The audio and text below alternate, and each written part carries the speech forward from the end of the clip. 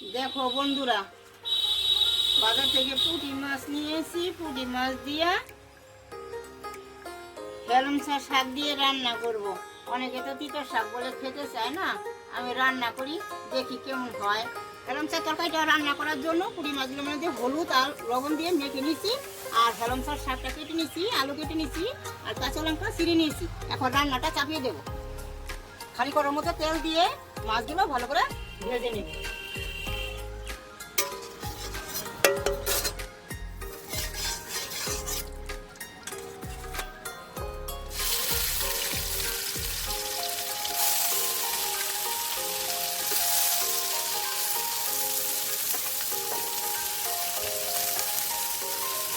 মাছগুলো ভাজা হয়ে গেছে, এখন নামিয়ে নিচ্ছি।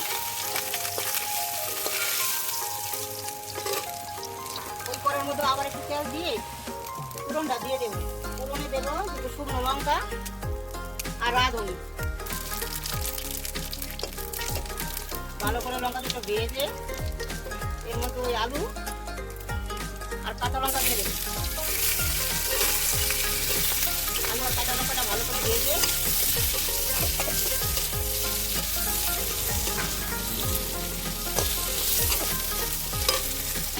তার মধ্যে হেলেঞ্চাগুলো দিয়ে লবণ দেবো, হলুদ দেবো পরিমাণ মতো, একটু কষিয়ে জল দিয়ে দেবো।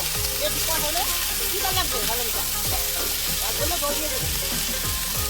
জল দিয়ে ঢেকে দেবো সিদ্ধ হওয়ার জন্য।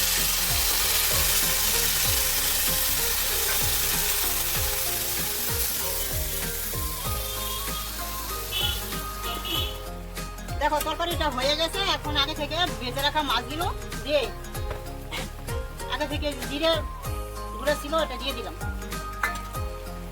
দিয়ে একটু ঢেকে দেবো।